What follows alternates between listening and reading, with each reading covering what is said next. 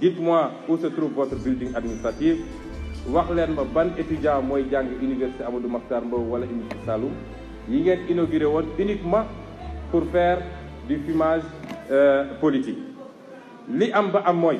deuxième facteur bi c'est les mauvaises performances de l'administration fiscale wax naa léegi dañ ko politiser à l'extrême.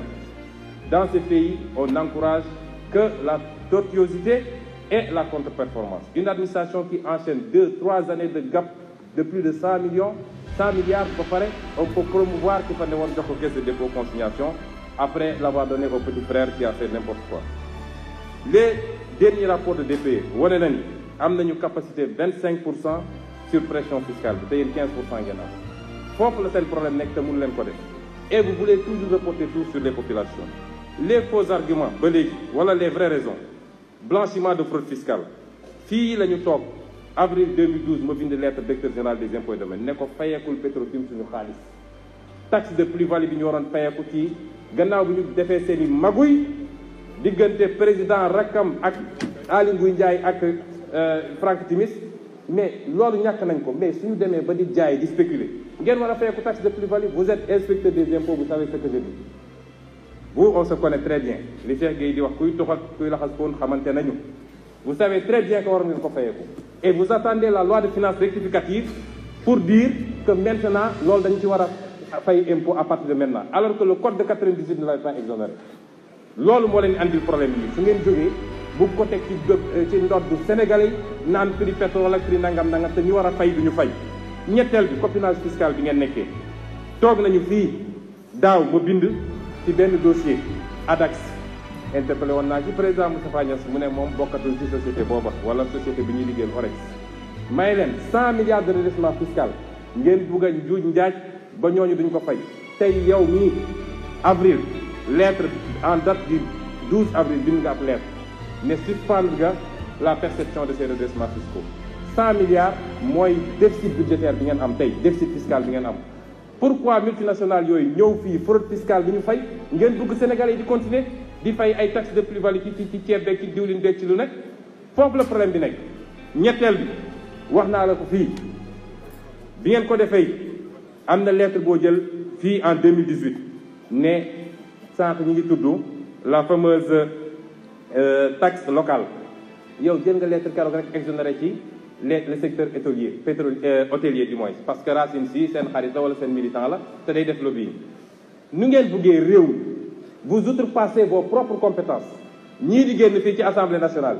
xamuñu ni la loi fiscale est du domaine exclusif de l'Assemblée nationale. Ministre amul droit daal di effacer dette fiscale et vous prenez vous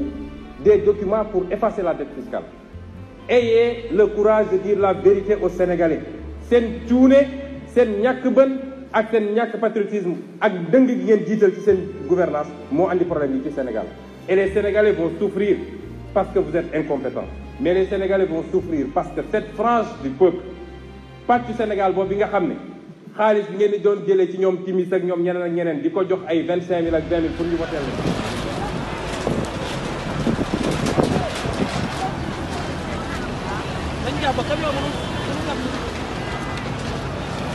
gis ngeen ko de xoolal ndox mi rek xool leen ndox mi rek xool leen ndox mi man ndox mi ni muy gën a ñëwee sax moo ma jaaxal ko wallahi asim ndox mi day gën a bari man mënu ma sax comprendre quoi ndox mi fan lay bàyyi ko boo te gis ma benn autorité bu wàcc pour dimbale askan bi gisuma ko billahi gisuma kenn ku wàcc pour dimbale Sénégal ay camion sax dañuy pandi biir ndox mi waxuma laa oto yi ndaw yi quoi c'est ça ah lii de mooy Sénégal émergent yéen a koy gis na gis ngeen dëgg de ICS a ngi na le ICS gis ngeen ko lépp a fees baay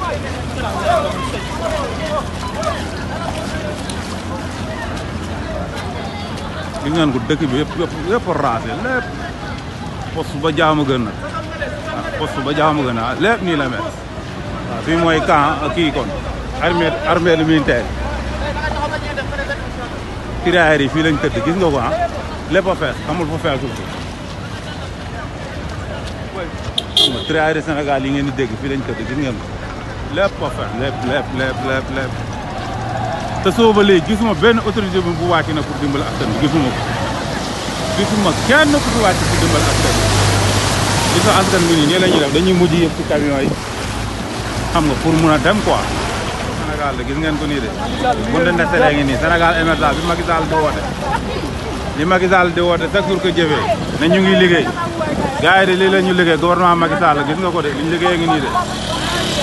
voilà mais nag Sénégal yi na ma yàlla jégal mais lii lañ mérito quoi ma ne ko lii lañ mérito quoi parce que ñun ñii ñëpp suñu classe gi ñun la gars yi di joxaat 2000 ak 3000 ñu leen di wooteel di sol ay tiset gis ngeen ko de Sénégal émergent ngi nii fii mooy Ndestale yéen a koy gis nii ah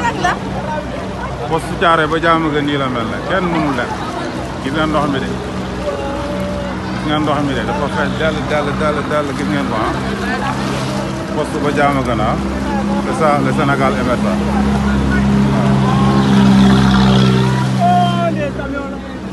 gis ngeen ko nii ah lii la Macky Sall la liggéeyal Sénégal yi allahu akbar camion bàyyi ñëw nit ñaa ngi daanu gis ngeen ko ah voilà voilà gis nga ko ah gis ngeen ko nii ah c'est ça voilà booy dem leen rek jarul gees booy mënta ñàkk dem leen rek da ngeen dem wuti carte électeur na pour woote jëlee fi Macky Sall voilà gis ngeen ko de ah Sénégal émergent bu Macky Sall ak gouvernement Macky Sall ak waa APR te gisuma kenn nag. sama gars yi gis ngeen ko de dëkk baa ngi nii de fees na dell baay voilà lii la Macky Sall liggéeyal Sénégal yi nag mais nag Sénégal a ngi nii ah dëkk baa ngi nii gars fees dell yi na ngi gis nii ah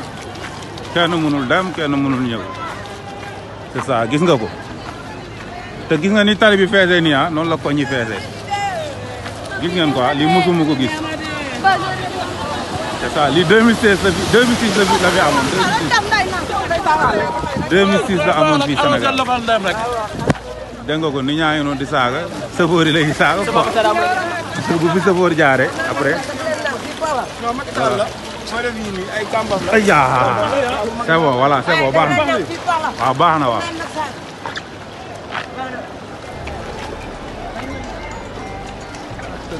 alors bismillah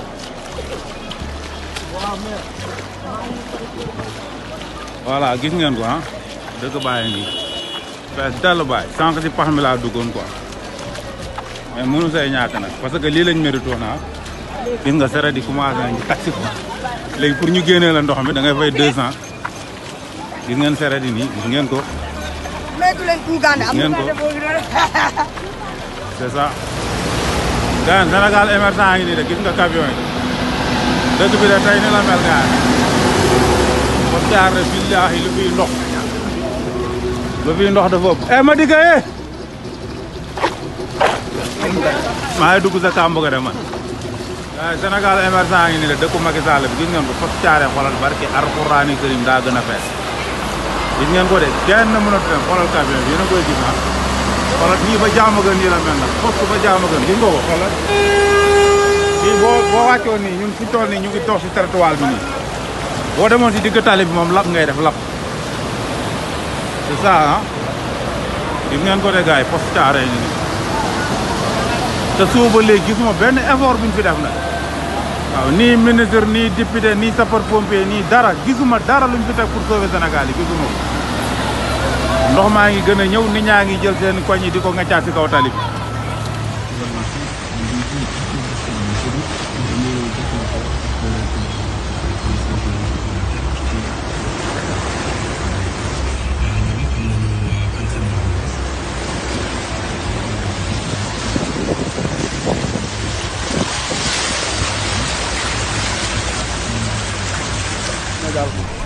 ngeen Sénégal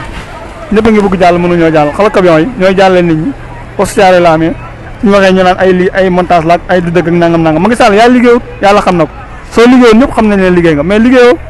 poste Thiaroye ba Diamaguène Sicap Mbao Sips ba Fass Mbao nii la mel ak ndox autoroute bi route nationale numéro 1 de Dakar capitale Sénégal émergent ana Macky Sall fañ-fañ kay fañ-fañ ko fii askan mënuñoo jàll suñu yaay suñu bàjjan suñu maam yi mënuñoo jàll suñ paree ngeen nekk si plateau télé di rey nit ñi wax ndaw ñi ngir yàlla yeewu leen sénégalais yeewu leen africains yi yeewu leen ngir yàlla yeewu leen dem leen uti carte électeur ngir yàlla uti leen carte électeur xoolal femme bi wàccegul camion bi di dam li mënoon naa daanu insécurité totale mu ngi wàcc camion bi yëgul sax mu ngi wàcc su daanoon si kaw tali bi nii maar day taale nii rek ngeen di bàyyi Macky Sall nii ngeen nar a bàyyi Macky Sall ba kañ bala maa gën a dee sama xol di bon ñu naan ay 2035 xoolal léegi su ngeen bàyyi Macky Sall si pare ba 2035 fu ngeen jëm xool leen li xool askan wi ñoom rek ñoo siy dee askan wi rek ñoo siy dee ñooy taxaw si naaj bi di tàccu ñooy soli di set ñooy xiif di mar ñoom rek la ñoom la ñu sax solal ay tenue ñu nekk ay nervi xoolal lépp si askan wi la baadale yi rek ñooy sonn xool leen ana député yi dëkk poste Thiaroye ana député yi dëkk Thiaroye ana ministre yi foo leen ne kaay leen fii ngeen xuus fii comme askan wi yéen a woon ñu fal leen wooteel leen ngeen saafara problème askan wi jàngoro askan wi mu ngi nii kaay leen saafara mu leen saafara tous tële ngeen te mu leen du ngeen bàyyi yéen a ngi nii yéen a ngi ne mbuq seen néegi kenn du génn ñëw fii nii taxaw askan wi régler problème askan wi yéen a ngi noonu de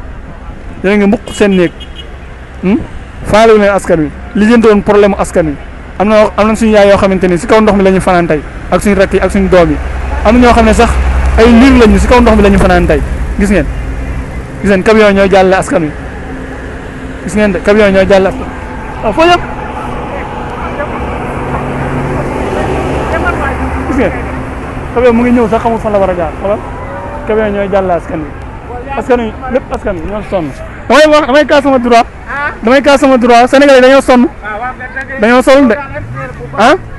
dañoo sonn de léegi yow loo xalaat yow si ndox mi nii ak suñ nguur gi ndox mi moom lii vraiment métti na trop ndax bu ma yeboo ma ne waaw garaawul askan wi ñu sonn ni par at nii chaque année ñu ñëw sonn ni waaw salaamaaleykum sëñ bi maa ngi lay nooyu di la delloo njukkal gis nga man depuis ma nekkee Dakar laa la wax ba léegi nguur ak Macky Sall amul changement benn yoon ñëpp a sonn muy góor muy jigéen mu mag muy ndaw gis nga ndox mee ngi nii kenn mënu dem kenn mënu dem waaw garaawul askan wi ñu sonn ni par at nii chaque année ñu ñëw sonn ni waaw salaamaaleykum sëñ bi maa ngi lay nooyu di la delloo njukkal gis nga man depuis ma nekkee Dakar laa la wax ba léegi nguur ak Macky Sall amul changement benn yoon ñëpp a sonn muy góor muy jigéen mu mag muy ndaw gis nga ndox mee ngi nii kenn mënu dem kenn mënu dëddi foo tollu ndox mi di la sonal sa biir kër yaa ngi feet àll baa ngi feet dëkk baa ngi feet te ñoom ñu seen jàmm ñoom seen kër yi amul ndox am lu wut ndox waaw amuñu benn njëriñ xanaa nekk fii di soow ak xeexoo ci kii bi rek askan wi li ma leen dégg mooy nañu góorgóorlu waaw te bu wootee jotee ku ne yaa moom sa carte nga seet kala doy nga woteel ko vraiment ñun sonn nañu daj nañu tas nañu lan ngay wax ñi nga xamante ni dañ leen jox ay 1000 francs ay t-shirt pour ñu dem ñëw tàcc Macky Sall ne ko yaa fi nekk waaw loolu mooy ñun moo doon ñu ñàkk fay dañuy rek ñuy jaay sa askan rek ñooñu jaay kat askan lañu waaw voilà mais moom l'essentiel ñoom xam nga rek nit koo xam ne kii da ngaa gëmut sa bopp ku gëmut sa bopp mën nañu laa jënd ci ñaar fukk sax waaye million bu ñu la ko joxoon di nga lor yeneen doomu aadama yi comprendre nga million bi di nga ko lekk waaye di nga lor doomu aadama yi yeneen doomu aadama yi loolu nag moo nekk ci dëkk bi nañu dimbal ngir yàlla kon bi bàyyi ñu suñu dëkk jox ko ko mën a yor son nañu trop sëñ bi jërëjëf salaamaaleykum wa rahmatulahi taala wa barakatu amin jërëjëf gis ngeen suñu maam bi yàlla na ko fi yàlla yàggal wax na dëgg Sénégal de ñooy seen bagage yi ak seen ndox ya seen kër yi ñooy fees gis ngeen kat yi ñooy jàllale nit ñi waaye yàlla na yàlla fay waay yéen ñi nga xamante ne yéenay jàllale nit ñi xoolal camion bii di ñëw gis ngeen suñu waxee ñu nekk si mbarara yi di wax gis ngeen kaay leen fañ fii Macky Sall yaa doon fañ kaay fañ ko fii gis nga dama doon fañ kaay fañ ko fii waaw loolu rek lañ la wax ñun kaay fañ fii nga wax ak Sénégal yi bàyyi ba nawet jot nga ne da ngay defar tali bi nga ne da ngay defar canal bàyyi ba élection yi di waay ñëw nga naan da ngay defaraat soo paree ñëw fii naan da ngay immigré waat bu fi immigré dara fii immigré nga Sénégal yëpp mètre immigré nga ko bu fi immigré waat dara waaw ñëw nga defar Sénégalais yi liñ bëgg moo gën nga nekk fii naan ay da ngay campagne ak da ngay def nangam di tournée économique ana économique bi Sénégal kan moo ndax taw su doon Europe la kenn dañuy jaar si kaw ndox mi jàll wala su tawee 1 minute 2 minutes 3 minutes une 30 minutes ndox mi dem sa yoon xoolal ndox mi fii la nekk ba keñ ana lan moo koy yóbbu fii ba jàmm gën ci Kambaaw mu ngi nii la mel ah mbokk yi dama leen jëli seen carte d'identité yi ñi amul carte d'identité dama leen ngeen bind ci liste électorale yi ngeen denc ko bu baax a baax seen waxande wala seen biir armoire wala seen sac élection yi su jotee ngeen duma bu fi benn appareil nekk fi mairie gis ngeen Sénégal li ñuy daj yërëm naa leen de lii Macky Sall moo ñu ko teg lii lépp responsable bi kenn la mooy Macky Sall waaye di nga taxaw si kanam Sénégalais yi